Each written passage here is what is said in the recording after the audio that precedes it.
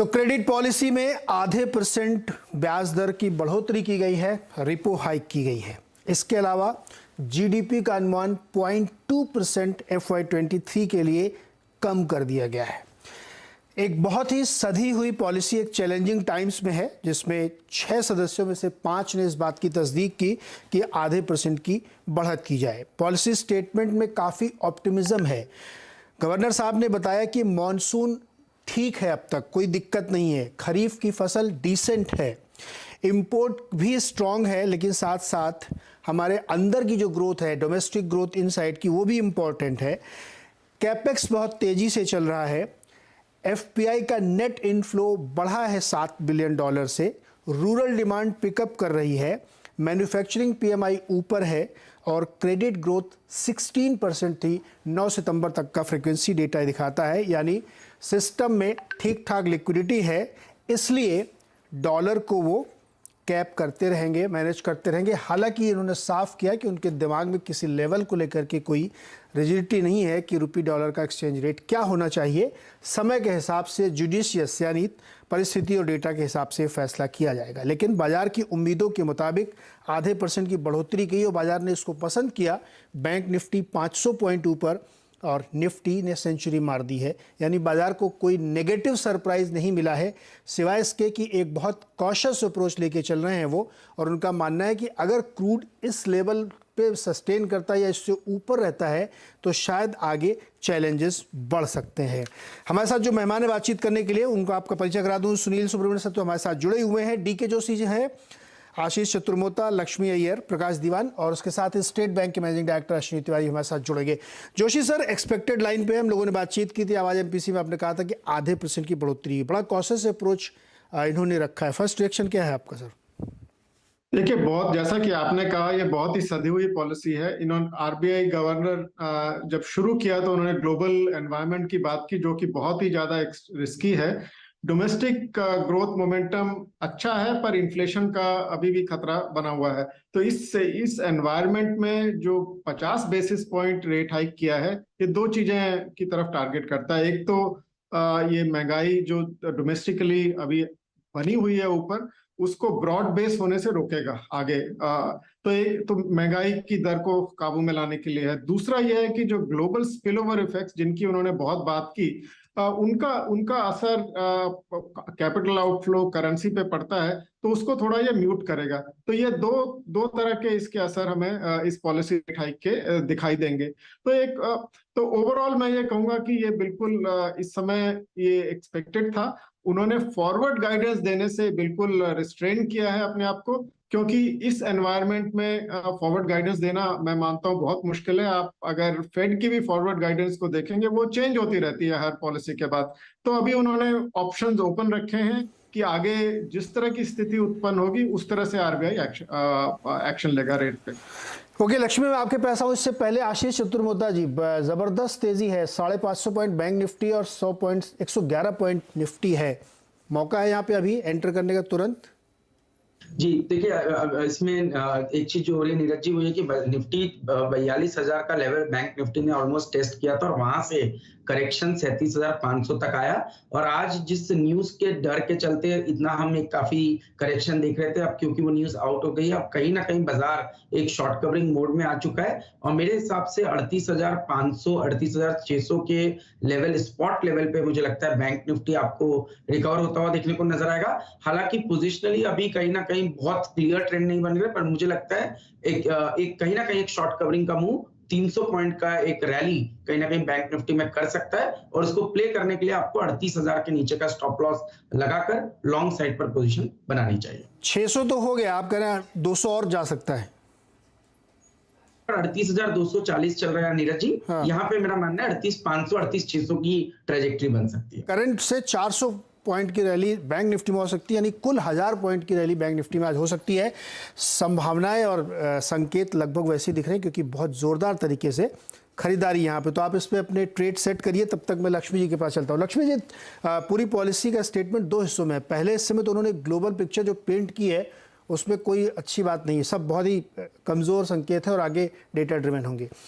लेकिन साथ में जब उन्होंने अपने घरेलू किया, जिसको मैंने शुरू में बताया कि कैपेक्स बहुत अच्छा है, डोमेस्टिक ग्रोथ बहुत अच्छी, रूरल डिमांड सब कुछ पिकअप कर रहा है, लेकिन चैलेंज है, तो ये सस्टेनेबल है क्या? मैं इसलिए बात कर रहा हूँ, देखिए अपने आप एनर्जी प्राइसेस ऊपर हैं, अभी 1 तारीख से गैस के प्राइस बढ़ जाएंगे, फ्रेट रेट सीजनली बढ़ा दिए गए हैं, खरीफ की क्रॉप उन्होंने कहा है कि अच्छी है, ठीक है, लेकिन सरकार मानती है कि प्राइस एलिवेटेड रहेंगे यहाँ पे। ऐसे में क्या ये जो अभी एक बहुत ही अच्छी पिक्चर रखी है गवर्नर साहब ने, वो आगे बनी रहेगी क्या?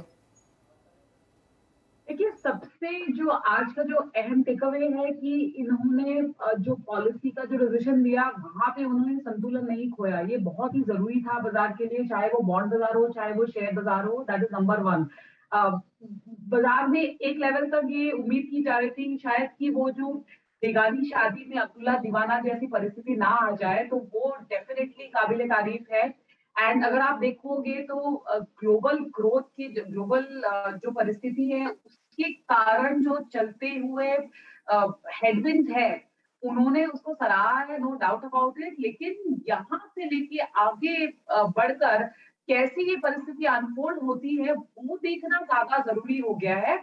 और अगर उसकी हम बात करें तो कच्चे तेल के दाम, जो कि अपने सबसे बड़ी इंपोर्ट बास्केट का हिस्सा है, उसमें अभी भी नमी दिखाई दे रही है। और जो कि सोने के दाम है, वो भी कुछ ज्यादा उत्तेजित नहीं हो रहे हैं। तो ये 2 चीजें हैं हमारे हिसाब से काफी जरूरी है आगे चल के भी मॉनिटर करने के लिए।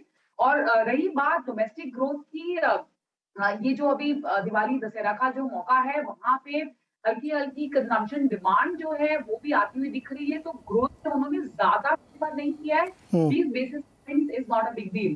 तो आई थिंक ऑन बैलेंस ये चलता रहेगा। महंगाई के आंकड़े जो है ये बहुत जरूरी है आगे चलते ट्रैक करने के लिए। ओके, प्रकाश सर, अच्छी लगी पॉलिसी आपको? बाजार खुश हुआ? आप क्या रिएक्शन है आपका? नहीं नीरज भाई, बाजार खुश है तो हम लोग खुश हैं, बट यस आई थिंक इसमें कई जिसको कहते हैं सेलियंट पॉइंट्स उभर के जो आ रहे हैं, एंड गवर्नर साहब ने एक आश्वासन ज्यादा दिया। वो हमको डर ये था कि कहीं वो हॉकिश साउंड ना करे, पर ये हॉकिश रविश की बजाय ये तो बहुत ही आश्वसनीय टोन रहा, खास करके जो जीडीपी। प्रकाश सर, एक सेकंड, प्रकाश सर, भले घटाया पॉलिसी में इंस्टेंस चेंज नहीं किया उन्होंने, लेकिन न्यूट्रल नहीं है, ये बारीक सी चीज है यहाँ पे। नहीं, आई एग्री स्टैंड चेंज नहीं हुआ है, लेकिन जो आंकड़े उन्होंने बताए, खास करके ग्रोथ को लेके, हिंदुस्तान की मार्केट की इकोनॉमी की जो ग्रोथ है, उसको इन्होंने क्या किया है कि पोजीशन किया है ग्लोबल टर्मोइल के सामने, ग्लोबल जो उथल पुथल जो हो रही है। और जबकि वहां इतनी ज्यादा चिंता है, वहां के रिस्क इतने हैं, वहां से इंपोर्ट भी हो रही है चीजें, इन्फ्लेशन इंक्लूडिंग। बट जो उन्होंने कमोडिटी प्राइस रिडक्शन की बात की, जो हमारे एग्री आउटपुट की जो बात की, जो कैपिटल गुड्स एक्सपेंडिचर की बात की, जो क्रेडिट ग्रोथ की बात की, और ओवरऑल अगर आप देखें तो ये सारे ओल्ड इकोनॉमी सेक्टर्स जो बैकबोन रहती है जो इकोनॉमी की, वहां पे उन्होंने कोई भी ऐसा वो नहीं इंडिकेट किया कि कठिनाई महसूस हो। और अगले फेस्टिवल सीजन के लिए भी एक बहुत बढ़िया, जिसको कहते हैं ना, उन्होंने अनफिल्टर्ड बाइंग की जो बात की फेस्टिवल सीजन में 2.5 साल के पैंडेमिक के असर के बाद। तो ये सब चीजें पॉजिटिव हैं, मार्केट इसको देखे। लेकिन मैं यही कहना चाहूंगा कि इन्वेस्टर्स के लिए, खास करके रिटेल इन्वेस्टर्स के लिए, ये जो भी राइज आ रहा है, इसमें घबराहट शायद इसलिए हो सकती है कि एफआईज की सेलिंग अगर आती है और वापस इंडेक्स नीचे आ जाता है या बैंक निफ्टी नीचे आ जाता है, तो मायूस ना हो, ये वॉलिटिलिटी बनी रहेगी अगले 40, 50, 60 दिन till result season is digested. और उस लिहाज से आपको एंट्री के लेवल्स जो है इस मौके में बहुत अच्छे मिल सकते हैं। जी, अब तो अपनी आरबीआई पॉलिसी से उतनी घबराहट नहीं होती जितनी फेड वालों के बिना पॉलिसी के कमेंट से डर लगता है। रोज रात में बुलाट साहब आके कुछ बोल देते हैं और सुबह मार्केट झेलता है। सुनील सर, वही बात है ना, डर उधर से ज़्यादा है अभी। देखिए, आरबीआई पॉलिसी में मेरे ख्याल में सब के सब गुड न्यूज़ देकर भी रेट हाइक दिया उन्होंने। पूरे के पूरे फोरकास्ट जो हैं आप देखें, अगले साल की इन्फ्लेशन जनवरी, फरवरी, मार्च में 5.8, फिर अप्रैल में, जून में 5% इन्फ्लेशन, यानी समझिए कि जनवरी के बाद रेट हाइक की उम्मीद खत्म। सेकंड, जीडीपी ग्रोथ को 4th क्वार्टर में उन्होंने 4% की ग्रोथ की, पर अप्रैल, मई, जून नेक्स्ट ईयर में 7.2% की जीडीपी ग्रोथ का एक्सपेक्टेशन दिखाया है। यानी इकोनॉमी एक अच्छी डिक्लाइनिंग इन्फ्लेशन राइजिंग ग्रोथ अगले साल की बात उन्होंने आज ही बता दिया। तो ऐसी हालत में सबके सब आपको पॉजिटिव दिख रहे हैं, टेरिटरी खाली एक्सटर्नल रिस्क को मैनेज करने की कोशिश कर रहे हैं। और यहाँ पे भी मैं कहूँगा कि जितना फेड में रेट हाइक होता है या वर्ल्ड इकोनॉमी एक डाउन ट्रेंड में चली जाती है, वो कमोडिटी इंपोर्टेड इन्फ्लेशन के लिए अच्छी बात है हमारे लिए। तो मेरे ख्याल में पॉलिसी से आज मैं उनकी स्टेटमेंट के अलावा जो डेटा उनने पेश किया इंडियन इकोनॉमी के बारे में, बैंक क्रेडिट की ग्रोथ, एफडीआई की इनफ्लोज, अपनी करेंसी की परफॉर्मेंस, खाली 7% का डिप्रिसिएशन जबकि डीएक्सवाई का 14% का स्ट्रेंथनिंग हुआ है। यानी पूरे इमर्जिंग कंट्रीज के अंदर हमारी बेस्ट परफॉर्मिंग इकोनॉमी उन्होंने बता दिया। तो इसके अलावा मेरे ख्याल उसमें गुड न्यूज़ वो देते जा रहे हैं, मगर एक्शन था 50 बिप्स का रेट हाइक, और वो भी मेरे ख्याल में करेंसी मैनेजमेंट के लिए था, ज़्यादा इन्फ्लेशन के लिए नहीं था। तो मेरे लिए पॉलिसी से रीड आउट ये है कि इंडियन इकोनॉमी की हालत ठीक ठाक है, और जो भी करेक्शन पिछले कुछ दिनों में हुआ है वो एक एक्सेलेंट बाइंग अपॉर्चुनिटी बनता है, क्योंकि आंकड़े जो आने वाले हैं, एक lower inflation, higher growth, widening credit, manufacturing services PMI दोनों पॉजिटिव टेरिटरी में, इससे और अच्छा मौका कहाँ मिल सकता है आपको खरीदारी करने के लिए। तो करेक्शन जो हुआ है वो एक बहुत बढ़िया आपको बाय ऑन डिप्स का मौका दिया है। मैं कहूँगा कि भरपूर खरीदारी का वक्त है। जोशी सर, एक छोटा सा क्लैरिफिकेशन आपसे और चाहिए। गवर्नर साहब ने ये कहा है कि करंट प्राइस पे अगर क्रूड रहता है या ऐसी सस्टेन करता है तो आगे कॉस्ट प्रेशर आ जाएगा, लेकिन इन्फ्लेशन सेकंड हाफ में 6% ही रखा है उन्होंने। आप इससे सहमत हैं सर?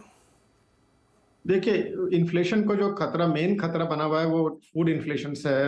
एग्रीकल्चर चाहे नॉर्मल भी रहे, पर आप अगर देखें राइस प्राइसेस या फिर इवन पल्सेस, जहां जिनमें कुछ डैमेज हुआ है कुछ जगहों में, इनमें इन्फ्लेशन बढ़ना शुरू हो गया। ईयर ऑन ईयर और सीक्वेंशियल दोनों ही बढ़ रहे हैं।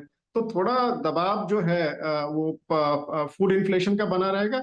और ग्लोबल क्रूड किस लेवल पे रहेगा ये तो फोरकास्ट कर पाना बहुत मुश्किल है। अगर आप ग्लोबल डिमांड को देखें तो उस हिसाब से जो क्रूड प्राइसेस हैं वो सॉफ्ट रहने चाहिए, पर अगर आप जियोपॉलिटिक्स को लें तो वो उसको it can spoil the story. So I think काफी हद तक इस पे निर्भर करेगा कि क्रूड कमोडिटी प्राइसेस कितना नीचे आते हैं और कितना सस्टेन करते हैं। उन्होंने इस बात पे बहुत जोर दिया कि अगर क्रूड प्राइसेस जो नीचे आए हैं वो अगर सस्टेन करते हैं तो इसका मतलब मोटे तौर पे यह है कि बहुत अनसर्टेनिटी अभी भी बनी हुई है क्रूड के फ्रंट में। क्रूड और इन्फ्लेशन के फ्रंट में तो अभी भी सचमुच कुछ कह नहीं सकता। लक्ष्मी, एक फाइनल कमेंट आपका। आगे और बढ़त की उम्मीद रखी, उन्होंने ये गुंजाइश छोड़ रखी है अगली पॉलिसी के लिए? डेफिनेटली उन्होंने कमेंट किया आज वो डेटा ड्रिवन है, और खास तौर पे जो विदेशी बाजारों में जैसे कमेंट आएगा और वहां दरें बढ़ेंगी, उसके हिसाब से उन्होंने विंडो ओपन तो छोड़ा है। लेकिन फिलहाल के लिए बॉन्ड मार्केट्स में थोड़ी राहत दिखी जा सकती है, क्योंकि यूएस में भी अगर आप देखो 4% तकरीबन पहुंचने के बाद 10 साल के बॉन्ड डील में वहां पे भी थोड़ी खरीदारी हुई है। तो यहाँ पे भी हम सिमिलर मूवमेंट एक्सपेक्ट कर सकते हैं, क्योंकि काफी सारी चीजें अभी ओपन एंडेड हो चुकी है। और ये कहा जा सकता है कि शायद जो पीक रेट की जो उम्मीद है वो क्लोजर टू द एंड है। एक होगा या आधा होगा यहां से पता नहीं, पर वो closer to the right hand band है, लेफ्ट की तरफ नहीं है। आशीष चतुर्वेदी जी, आप टारगेट के अपने बिल्कुल और करीब पहुंच गए। 700 पॉइंट बैंक निफ्टी ऊपर हो गया। टारगेट ऊपर करेंगे आप अभी और? नीरज जी, देखिए, देखने की बात है कि एक 8 दिन के करेक्शन के बाद जब बैंक निफ्टी में शॉर्ट कवरिंग आएगी तो ये काफी मोमेंटम पकड़ सकती है। तो अपने स्टॉप लॉस को रिवाइज कीजिए। हमने 38,000 की बात की थी स्पॉट लेवल पे, इसको 38,150 पे स्टॉप लाइए, और ऊपर में 38,750 38,800 तक की ट्रेजेक्ट्री निफ्टी स्पॉट पे मुझे लगता है बैंक निफ्टी स्पॉट पे देखने को नजर आ सकती है। 3800 का टारगेट रखिए, 38,150 पे स्टॉप लॉस ऊपर बढ़ाइए। देखिए अभी 5 मिनट भी नहीं हुए हैं और आपको 100 पॉइंट कम से कम गेन हो गया। प्रकाश सर, लास्ट क्वेश्चन, अभी खरीदेंगे या थोड़ा ठंडा करके? नीरज भाई, खरीदेंगे जरूर ये पॉलिसी के बाद, लेकिन जैसे सुनील ने भी समझाया कि मौके बिल्कुल सही, सब चीजें संतुलित हैं। लेकिन मुझे लगता है कि एक्सटर्नल प्रेशर्स की वजह से, बैट फ्लो, न्यूज फ्लो की वजह से आपको मार्केट में थोड़ी अभी भी नरमी दिख सकती है। सो प्रेशर वो रहेगा। एफआईज का रुख जो है वो शायद आपको नीचे के लेवल्स पे एंट्री दे। लॉन्ग टर्म इन्वेस्टर को फर्क नहीं पड़ता, बट ट्रेडर्स भाई लोग को थोड़ा सा इम्पैक्ट हो जाता है, इसलिए वो वेट कर सकते हैं। बट लॉन्ग टर्म बेसिस पे डेफिनेटली बहुत पॉजिटिव है और आगे चल के और भी आपको इसमें स्ट्रेंथ दिखती हुई नजर आएगी। जी, बहुत बहुत शुक्रिया सर आप लोगों का हमारे साथ बैठना और पूरी पॉलिसी को हमको एनालाइज करके समझाने के लिए दर्शकों के लिए। और मार्केट इस वक्त बहुत पसंद कर रहा है इस पॉलिसी को। 700 पॉइंट करीब बैंक निफ्टी ऊपर है और गवर्नर साहब ने पिक्चर जो पेंट की है वो बहुत ही अच्छी रखी है। उन्होंने ये साफ साफ कह दिया है कि कोई दिक्कत डोमेस्टिक फ्रंट पर नहीं है, लगातार बढ़ रही है। चूँकि एक्सटर्नल प्रेशर हमारे ऊपर है और करेंसी मैनेजमेंट है, इसलिए शायद रेट हाइक बनी है। हालांकि आगे के लिए रास्ता खुला हुआ है, आगे कुछ भी हो सकता है डेटा ड्रिवन, तो वो हम लोग देखेंगे। लेकिन फिलहाल मार्केट उसको काफ़ी पसंद कर रहा है। निफ्टी 150 पॉइंट ऊपर है इस वक्त, बैंक निफ्टी 672 पॉइंट ऊपर है और सेंसेक्स 500 पॉइंट ऊपर है। शानदार मजबूती के साथ कामकाज करें। और रियल एस्टेट शेयर्स में भी रौनक लौटी है, लेकिन कुछ कुछ जगहों पे लोग ऊपरी स्तर पे प्रॉफिट भी बुक कर रहे हैं, तो ये भी एक यहाँ पे ध्यान रखने वाली बात है। लेकिन ओवरऑल इंडेक्स पे तो लोगों का काफ़ी बेहतरीन पैसा बन रहा है यहाँ पे, क्योंकि मार्केट ने इंस्टेंटली लिया है। यह हो सकता है कि बहुत ज़्यादा शॉर्ट पोजीशंस रही हो, उसकी वजह से ये शॉर्ट कवरिंग है। आगे दिन के दौरान हम लोग देखेंगे ये टिकता है या नहीं टिकता है। कुछ स्टॉक्स कर आपके सामने जिक्र कर दूं। ONGC आप देखिए आज 3.5% ऊपर है यहाँ पे, और हिंडाल्को में एक अच्छी रिपोर्ट भी आई और 3% की मजबूती के साथ ये कामकाज करता हुआ दिख रहा है। पावर ग्रिड में भी उस खबर के बाद से लगातार तेज़ी है, 3% ऊपर है। अल्ट्राटेक सीमेंट में भी 2% की मजबूती बनती दिख रही है। लेकिन कमज़ोरी आज कहाँ पे है? TCS, Tata Motors, HCL tech, Infosys, जिनका एक्सपोजर विदेशों में बहुत ज़्यादा है। कल नैस्डैक बहुत बुरी तरह से गिरा था, फेसबुक ने, गूगल ने, सब ने वार्निंग दी है। तो IT स्पेस थोड़ा प्रेशर में दिख रहा है। विप्रो भी कमज़ोर है यहाँ पे, टेक महिंद्रा कमज़ोर है, इन्फोसिस, HCL टेक, TCS। इसके साथ ही फार्मा में आप सिप्ला में देखिए दबाव है, डिवीज लैब में दबाव है, यहाँ पे देखने को मिल रहा है। ये थोड़ी सी कमज़ोरी के साथ काम कर सकता है। टाटा मोटर्स वीक है, चूँकि ब्रिटेन में दिक्कत है इसलिए वहाँ पे नरमी बनी हुई है। तो ये बाजार की इस वक्त की तस्वीर है। क्रेडिट पॉलिसी आपके सामने। कुछ और जगह आपको बताऊं फ्यूचर्स मार्केट की स्थिति क्या चले। फ्यूचर्स में जो टॉप गेनर है वो आपका इंडिया सीमेंट है। आज 6.25% की मजबूती 262 रुपये पे है। लेकिन केनरा बैंक, संवर्धन मदरसन सुमी, जिसमें बोनस का ऐलान होना है, वो 4% ऊपर है। और इसके साथ ही ONGC भी टॉप गेनर्स की लिस्ट में है, हिंडाल्को है। लेकिन सबसे ज़्यादा बैंकिंग और फाइनेंशियल शेयर्स में अच्छी तेज़ी देखने को मिल रही है। स्टेट बैंक ऑफ इंडिया के मैनेजिंग डायरेक्टर अश्विनी तिवारी जी हमारे साथ जुड़ चुके हैं। अश्विनी जी, बहुत बहुत स्वागत है आपका। पॉलिसी में जो कुछ भी कहा गया उस पर पहला रिएक्शन आपका क्या है? 0.5% रेपो रेट बढ़ा दिया गया है। नमस्कार। जो पॉलिसी है वो एक्सपेक्टेड लाइंस पर ही है। सभी लोग मार्केट में एक्सपेक्ट कर रहे थे कि रेट हाइक होगी, और केवल एक चर्चा का विषय था कि रेट हाइक 35 बेसिस पॉइंट होगी या 50 बेसिस पॉइंट होगी। तो 50 बेसिस पॉइंट मेरे हिसाब से बिल्कुल एक्सपेक्टेड लाइंस पर है। इसमें कोई भी सरप्राइज नहीं है किसी को। जी तिवारी जी, आप लोग रेट हाइक करेंगे इसके बाद? जी, हमारे बहुत सारा लोन का पोर्टफोलियो इस समय रेपो रेट से लिंक्ड है, जिसको एक्सटर्नल बेंचमार्क बोलते हैं। तो चूंकि ये रेट बढ़ा है तो हमें रेट हाइक करनी होगी उस पर्टिकुलर पोर्टफोलियो में जो कि इससे डायरेक्टली लिंक्ड है। और बाकी फिर MCLR से जितना लिंक्ड है वो भी आगे पीछे उसको भी बढ़ाना पड़ेगा। साथ में डिपॉजिट रेट भी बढ़े तो सिस्टम का रेट तो बढ़ेगा इसके रिएक्शन। रफली मान के चलें कि 0.5% लोन बढ़ जाएगा हर तरीके के पोर्टफोलियो में, लेकिन डिपॉजिट रेट में उस संदर्भ में या उतनी ही बढ़ोतरी नहीं होती है सर? नहीं, डिपॉजिट रेट में बढ़ोतरी हो रही है, और ये इस पर डिपेंड कर रहा है कि हम कौन से सेगमेंट को टैप करना चाहते हैं, 1 साल से 3 साल या 3 साल से ऊपर। तो आपने देखा होगा हर बैंक बढ़ा रहा है, लेकिन अलग अलग रेंज में बढ़ा रहा है। कोई 10 बेसिस पॉइंट बढ़ा रहा है, कोई 20 बेसिस पॉइंट बढ़ा रहा है।